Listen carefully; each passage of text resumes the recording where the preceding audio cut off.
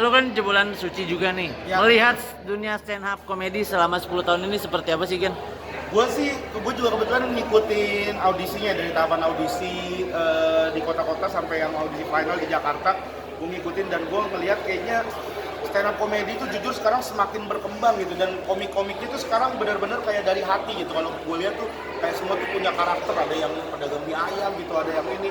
Jadi kayak mereka tuh semua orang-orang yang berdamai sekarang. Jadi dengan kesusahan hidupnya, dengan apa keresahan-keresahan yang ada tuh malah dijadikan bahan-bahan komedi, dan menurut gue ini tuh upgrade yang sangat luar biasa dari stand up komedi. Sejujur gue bangga banget, senang banget gue aja kayaknya kalau ngikut audisi sekarang kayak gue nggak pede, gue bener keren banget sih.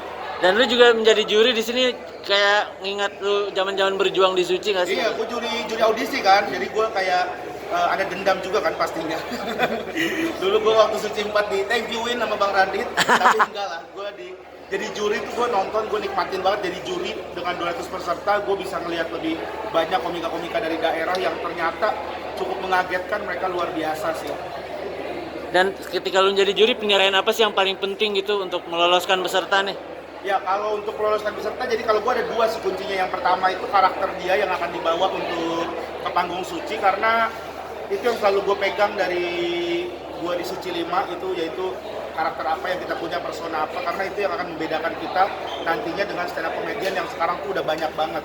Itu yang pertama. Dan yang kedua tuh yang pasti yang lucu. Jadi gue lihat yang memang dia lucu, dan lucunya tuh bisa untuk tayang on air karena ini kan buat di TV ya, dan aman gitu. Itu sih yang jadi bahan penilaian gue, dua itu. Bang, kan ini kan Suci udah 10 sesi ya? 10 sesi dan dunia stand up juga 10 tahun belakangan semakin maju gitu. Ya. Dan sampai gara-gara stand up komedian, komika-komika tuh kayak punya profesi baru gitu di dunia hiburan gitu. Nah, penilaian lu seperti apa sih dengan seperti ini? Kalau untuk stand up sebenarnya udah 12 tahun lah, Yeah. kita udah ada tuh dari tahun 2010. Kalau Sucinya udah 10 season.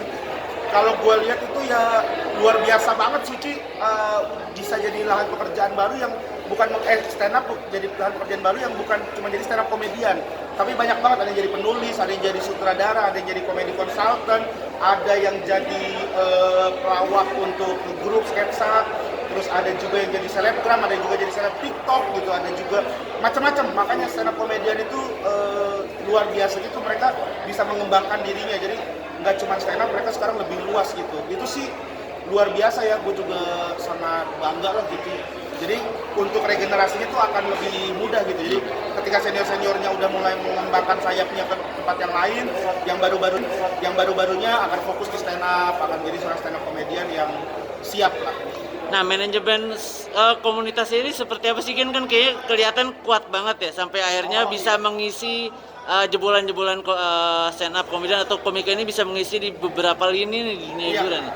Kalau komunitas tuh emang alhamdulillah komunitas stand up itu salah satu komunitas yang benar-benar solid ya. Gue juga ngikutin beberapa komunitas dan gue ngerasa komunitas stand up itu yang kayak senior itu, walaupun lu udah jadi, lu udah punya pekerjaan, lu udah punya seperti apa, di tengah-tengah kesibukan tuh kayak masih sempet datang ke komunitas buat open mic, buat ngobrol sama teman-temannya, buat nanya perkembangannya gitu. Jadi emang luar biasa banget lah gitu. Kayak Bang Panji aja masih sering datang ke open mic, masih sering datang buat ngobrol sama teman-teman komika gitu. Jadi emang solid banget. Kita juga sering banget kumpul, kita juga punya kantor, kita juga setiap setahun sekali selalu ngadain event tahunan. Kayak tahun ini kita bakal ada jambore gitu, jambore stand up yang isi itu emang pesta stand up komedian semua. Jadi seperti itulah yang akhirnya membuat kita tuh semakin kuat. Jadi kayak kita tuh bisa mengembangkan bakat-bakat lainnya gitu. Kayak misalnya lu penulisan bagus nih gitu, jadi kadang ikut gue yuk jadi komedi konsultan gue dulu gitu. Jadi emang itulah kerennya stand up komedi, komunitasnya tuh.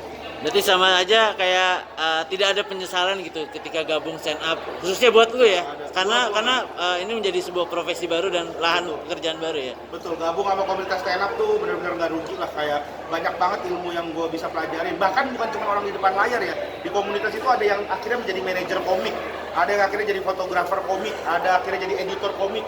Ada kayak kalau lu tahu ada punyanya Marcel Widianto, Lelah Miskin Project, itu isinya komik-komik yang jadi editor, jadi kameramen, segala macam. Jadi emang dibina dan bekerja untuk dunia hiburan tapi di balik layar.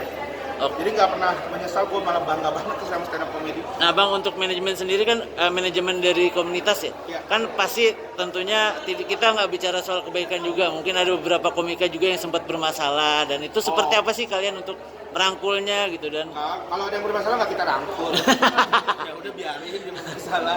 Ya udah kadang ya gimana kalau yang bermasalah pasti ada lah diobrolin. Karena kan kita ada presidennya juga, ada Ya. presiden stand up Indo.